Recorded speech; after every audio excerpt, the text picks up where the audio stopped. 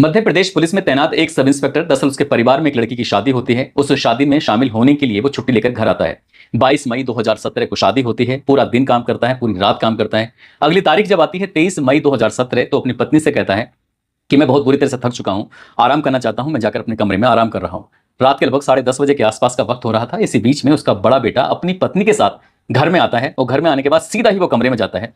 पिता आराम से सोए हुए थे और वो इसी बीच में बंदूक निकालता है, गोली मार देता है अपने पिता के सर में। जैसे वो गोली मारता है तो उसकी पत्नी ने विरोध किया कि तुम ये सब क्या कर रहे हो। तभी उसने अपनी पत्नी को बहुत बुरी तरह से मारना पीटना शुरू कर दिया और मौका पाता है फिर से 3 गोलियां अपने पिता के सर में मार देता है। इस वक्त में उसकी जो मां थी वो रसोई में खाना बना रही थी। मां ने जैसी गोलियों की आवाज सुनती है दौड़कर मौके पर आती है। इसी बीच में वो अपनी मां पर भी गोली चला देता है। हालांकि मां तो अपनी जान बचा लेती है। इसी बीच में जो उसका छोटा भाई होता है वो भी दौड़ता हुआ कमरे की तरफ आता है, देखता है कि पिता की हत्या कर दी गई है, उनको एक के बाद एक कई गोलियां मार दी गई हैं। जैसे उसने अपने भाई को रोकने की कोशिश की तो उसने अपने भाई पर भी गोली चला दी।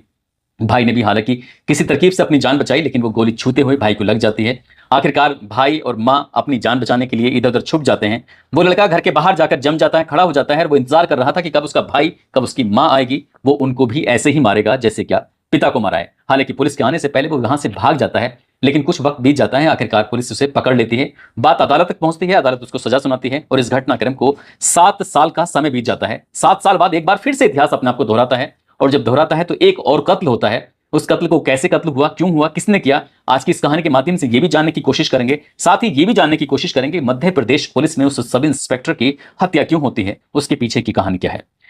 आदाब, नमस्कार, सत श्री अकाल। मैं उस्मान सैफी। आज की जो सच्ची घटना मैं आपको सुनाने जा रहा हूं, ये सच्ची घटना है मध्य प्रदेश का एक जिला है शिवपुरी। दरअसल शिवपुरी जिले को जोड़ने वाला एक नेशनल हाईवे है, नेशनल हाईवे 26।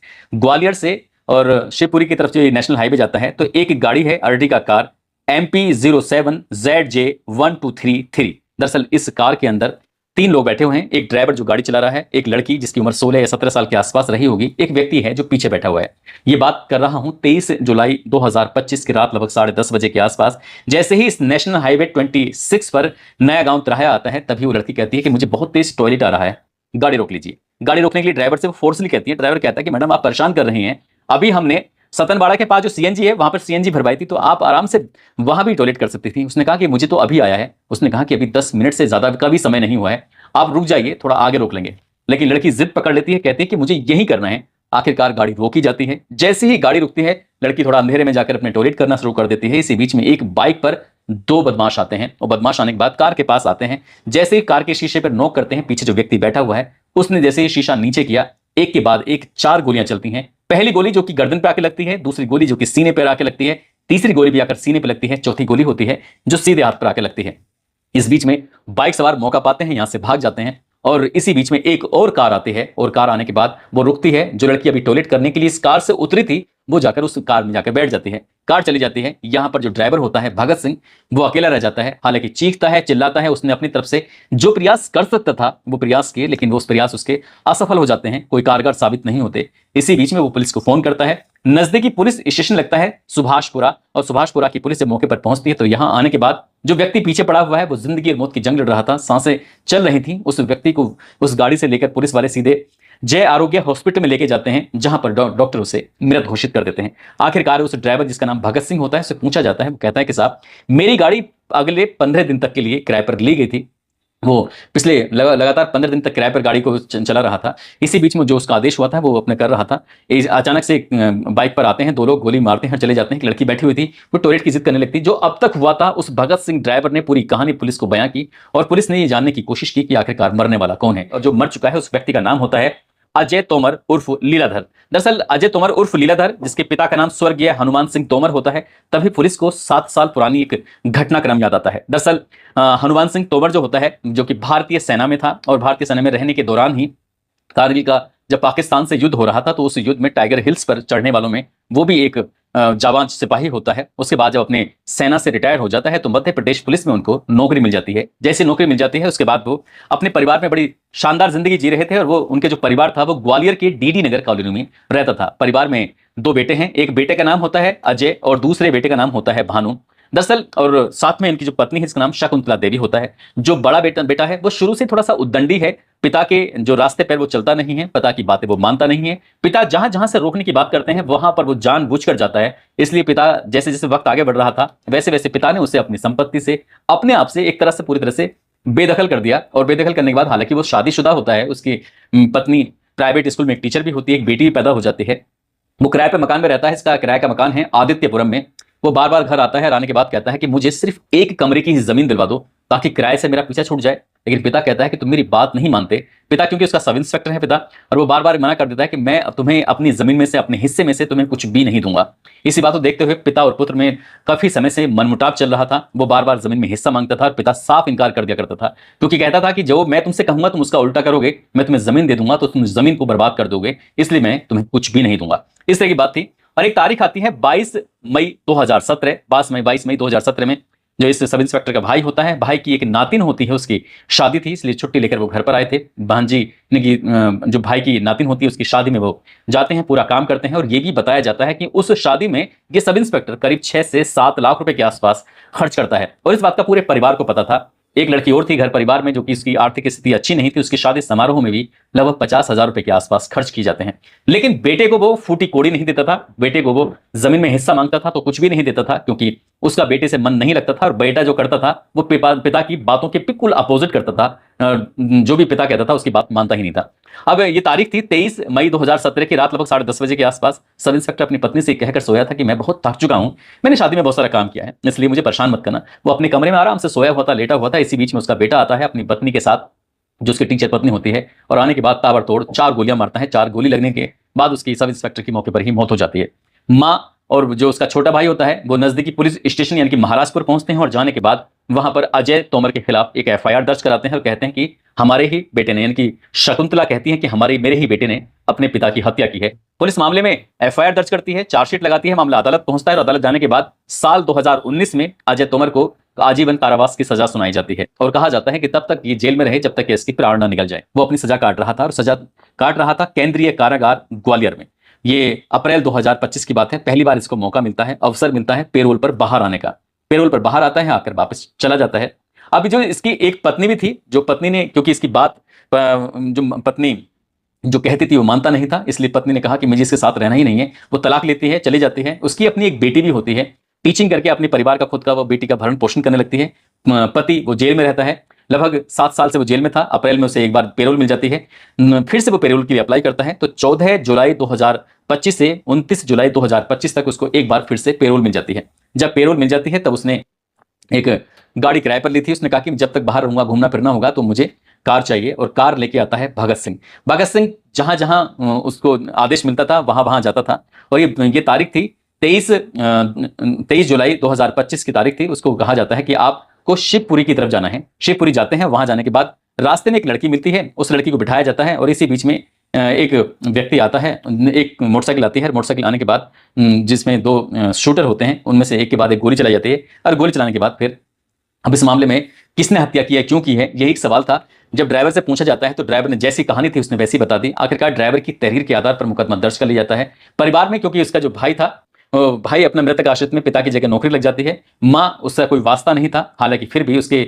माँ ने और बेटे ने थोड़ा सहमति के बाद आखिरकार जो उसकी लाश मिलती है तो वो अंतिम संस्कार करवा देते हैं। अब पुलिस इस मामले की जांच पड़ताल में जुट जाती है। जांच पड़ताल में जुटने के बाद ये जानने की कोशिश कर रही थी कि आखिरकार कत्ल क्यों हुआ, इसके पीछे की वजह क्या है, किसने हत्या की, क्योंकि वो हत्या के जुर्म में ही सजा काट रहा था और पेरोल पर बाहर आया था।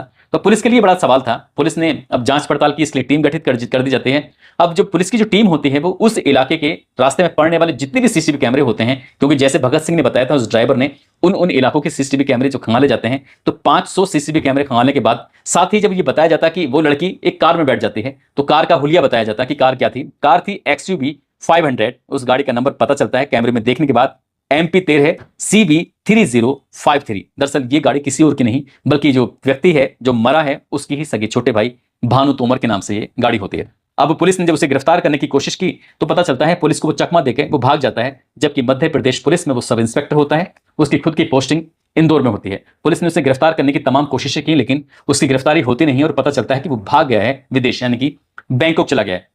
उसकी फिर मोबाइल की सीडीआर निकलवाई जाती है। कॉल डेटा रिकॉर्ड से पता चलता है कि वो एक व्यक्ति है धर्मेंद्र कुशवाहा, जो कि शूटर है, जिस पर 7 मुकदमे हैं, जिसने साल 2011 में एक पिकंड नाम का एक व्यक्ति होता है, उस पिकंड दादा, उसका उसने हत्या की थी। उसी की हत्या में उसने सजा काट रहा था और 26 जनवरी 2025 को वो इस केस से छूट गया था, बाहर निकल आया था।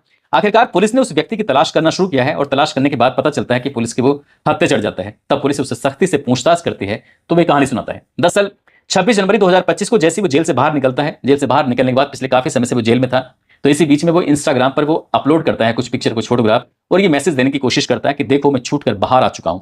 हालांकि उस पर 7 मुकदमे दर्ज हैं, लेकिन वो विचाराधीन होंगे या कुछ भी, लेकिन जिस केस में वो गया था आखिरकार उससे तो वो बाहर निकल आ चुका था। अब पुलिस ने उसको पकड़ा, उससे पूछा तो क्या क्या मामला था। वो कहता है कि साहब उसके पास एक इंस्टाग्राम पे एक व्यक्ति ने संपर्क किया जो कि मध्य प्रदेश की पुलिस में सब इंस्पेक्टर के तौर पर तैनात होता है, जिसका नाम भानु तोमर होता है। उससे पूछा जाता है कि तुम ग्वालियर की जेल में थे। वो कहता है कि जी मैं ग्वालियर की जेल में था। तभी पूछा जाता है कि क्या तुम अजय तोमर नाम के किसी कैदी को जानते थे। वो कहता है कि जी हाँ मैं जानता था। जिस बैरक में वो खुद था उस बैरक के बिल्कुल बगल में ही अजय तोमर रहता था। इसी बीच में बातचीत करते करते वो उसके खाते में कुछ पैसे डाल देता है, फिर डालता है। इस तरह से करते करते वो 1 लाख रुपए उसके खाते में डाल देता है। वो पूछा जाता है कि साहब मुझसे कुछ काम है जो तुम लगातार पैसे दे रहे हो। वो कहता है कि एक काम है और जब काम का वक्त आएगा तो मैं तुमसे बोल दूंगा। आखिरकार वो वक्त भी आने वाला था और इसी बीच में जो ये तोमर होता है, भानु तोमर, एक और लड़का होता है जिसका नाम मुकेश तोमर होता है, उससे भी कांटेक्ट करता है। हालांकि वो रिश्तेदारी कनेक्शन में था, उससे बातचीत करता है। बातचीत करने के बाद वो प्लान करता है कि क्या करना चाहिए, कैसे करना चाहिए। ये मालूम था उसको क्योंकि उसने पेरोल के लिए अप्लाई किया था और 14 तारीख को वो पेरोल से बाहर निकलता है। 29 तारीख को उसको वापस जाना था। इसी बीच में ये पूछा जाता है कि आखिरकार वो अपने भाई का मर्डर कराना चाहता है, इसके पीछे कोई कारण बताओ कि कैसे मर्डर किया जाए। वो कहता है कि जो तुम्हारा भाई है वो लंगोट का कच्चा है, यानी कि उसे अगर लड़की दिखा भी दो ना तो एकदम वो पागल हो जाता है। जैसे ये बात सुनी जाती है, क्योंकि उसकी सब इंस्पेक्टर की पोस्टिंग होती है, वो इंदौर में होती है। उसके कांटेक्ट में एक लड़की आती है, बताया जाता है कि वो लड़की कॉल गर्ल होती है। हालांकि उसकी उम्र ज्यादा नहीं होती, 16 साल या 17 साल के आसपास होती है। वो उस लड़की से कांटेक्ट करता है और लड़की से कांटेक्ट करने के बाद पता चलता है कि वो लड़की एक गैंगरेप के आरोप में जो बाल सुधार गृह होता है वहां पर जाती है, लेकिन कुछ समय रुकने के बाद वहां पर वो मौका पाती है और भाग जाती है। हालांकि ये लड़की को जो पकड़ लेता है, उससे बातचीत करता है, उससे कहता है कि तुम्हें मेरा एक काम करना पड़ेगा। इस बीच में वो काम करने वाली बात आती है। जब बात आती है तो मुनेश तोमर, धर्मेंद्र कुशवाहा जो कि शूटर होता है, वो लड़की, तीनों आपस में सलाह मशवरा करते हैं। साथ ही सब इंस्पेक्टर उनको दिशा निर्देश देता है और वो कहता है कि ये काम करना है। इसी बीच में जैसे ही छूट कर जेल से आता है अजय तोमर जो पेरोल पाया था, इसी बीच में उस लड़की को सामने एकदम परोस दिया जाता है और कहा जाता है कि ये लड़की है, इसके साथ तुम कुछ भी करना चाहो तो कर सकते हो। शुरुआत में दोनों फोन पर बातचीत करते हैं। फोन पर बातचीत करने के बाद जब ज्यादा एक दूसरे के प्रति अट्रैक्ट हो जाते हैं तभी वो तारीख चुनते हैं 23 जुलाई 2025 को। वो जो गाड़ी उसने किराए पर ली हुई थी, भगत सिंह उस गाड़ी में बैठा हुआ था और भगत सिंह जैसे ही गाड़ी में बैठा हुआ है तो उसके बाद फिर वो जाता है और उस लड़की को शिवपुरी के एक कटमई चौराहा लगता है, वहां वो लड़की मिल जाती है। और लड़की जैसे मिल जाती है तो लड़की, क्योंकि वो कहां कहां जा रहे हैं, क्या क्या कर रहे हैं, वो एक एक चीज की जानकारी दे रही थी। आखिरकार नेशनल हाईवे पर नया गांव के पास जो चौराहा लगता है वहां जैसे गाड़ी रुकवाई जाती है, टॉयलेट के बहाने लड़की जैसे रुकती है, तो इसी बीच में बाइक पर शूटर आते हैं और शूटर आने के बाद तुरंत ही गोली मारकर उसकी हत्या कर देते हैं। लेकिन जो बाइक आराम से निकल जाती है और पुलिस इस मामले की जांच पड़ताल करती है तो पता चलता है कि सगा छोटा भाई जिसको मृतक आश्रित में नौकरी मिल जाती है, दरअसल उसी ने ही अपने बड़े भाई की हत्या कराई थी। लेकिन हत्या के पीछे के जो कारण पता चलते हैं वो ये हैं कि या तो जमीन को लेकर विवाद वगैरह चल रहा था, क्योंकि वो जब जेल से जैसे पेरोल पर आता है तो वो अपने भाई से हिस्सा मांग रहा था और भाई उसका हिस्सा नहीं देना चाहता था। ये भी दावा किया जा रहा है कि जब पिता ने ही हिस्सा नहीं दिया तो भाई ने भी साफ इनकार कर दिया था कि हम भी कोई हिस्सा नहीं देंगे। साथ ही दूसरी बात ये भी चल रही है क्योंकि उसने अपने पिता की हत्या का बदला लिया है। हालांकि वो पुलिस के अभी गिरफ्त में नहीं आया, पुलिस उसे गिरफ्तार करने की कोशिश में जुटी हुई है क्योंकि वो विदेश गया हुआ है और वो विदेश से कैसे इंडिया लाया जाएगा इसके लिए पुलिस अपनी तरफ से प्रयास कर रही है। लेकिन जो भी होता है वो वाकई अपना आप में भयानक होता है, खौफनाक होता है। पहले पिता की हत्या कर दी जाती है, उसके बाद फिर बेटे की हत्या कर दी जाती है और जो बेटा दूसरा हत्या करता है वो बैंकॉक चला जाता है और जिस जमीन के लिए हत्या होती है वो जमीन वैसे के वैसे एज इट इज है, लेकिन जो उसको बरतने वाले हैं, जो उसको प्रयोग करने वाले हैं, वो शायद